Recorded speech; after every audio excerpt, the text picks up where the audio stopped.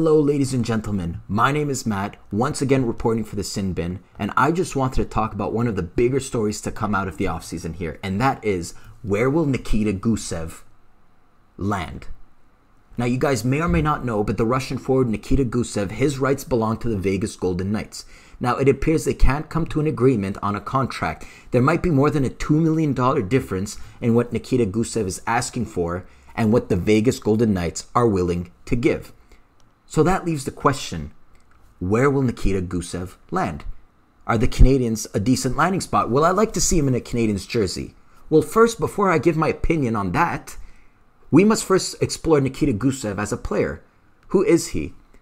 So Nikita Gusev was drafted by the Tampa Bay Lightning, round 7, 202 overall, in the 2012 NHL draft. And, just by the way, guys, how good are the Tampa Bay Lightning at drafting?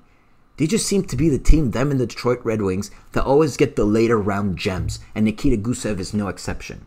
But moving on, he was drafted in the 7th round. So far, he's played his entire career in the KHL. This past season, he's played with St. Petersburg SKA.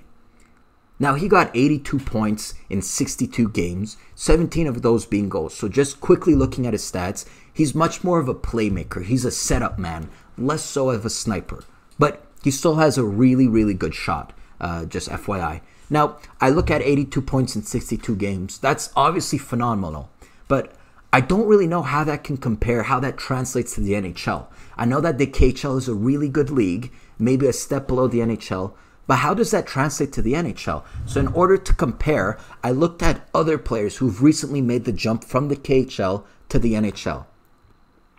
The first one of which being Artemi Panarin. So we all know that Artemi Panarin, he played with SKA St. Petersburg, the same team as Gusev. And then in the 2015-16 season, the Chicago Blackhawks showed confidence in him. They decided to sign him to a contract. And that proved to be very beneficial. Artemi Panarin is one of the better players in this league.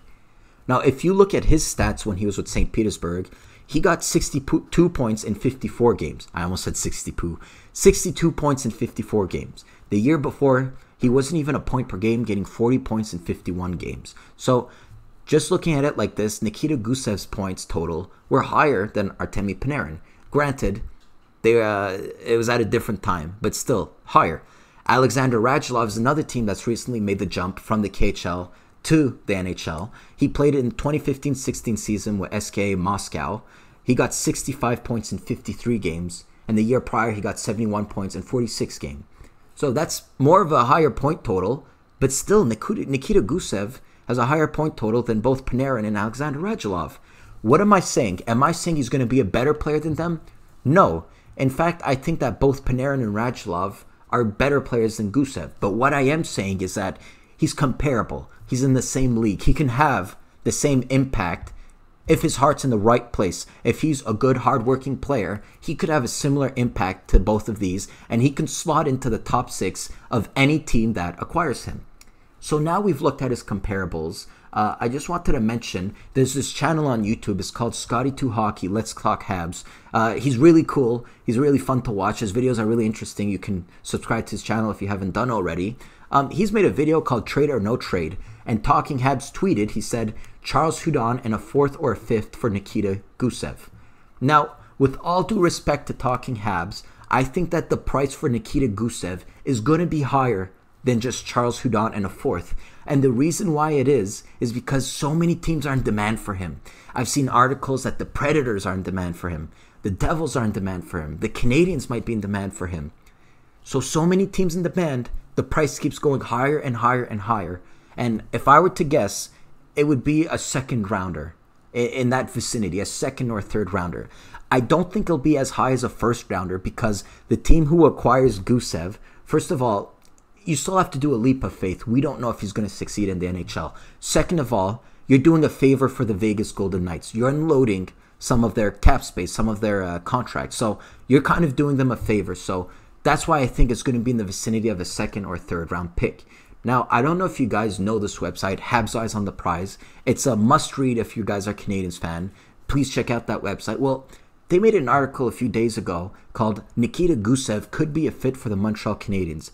It's a good read. I won't go through all of it, but It basically explores the possibility of Gusev going to the Canadiens after failing to sign Sebastian Aho. Now, they reiterate kind of what I say. The Golden Knights are up to $2 million apart in terms of salary. They've unloaded Colin Miller, but they still have David Clarkson on long-term IR. And they'd be looking to moving Gusev. They've been listening to telephone calls. And the Vegas Golden Knights aren't dealing from a position of strength.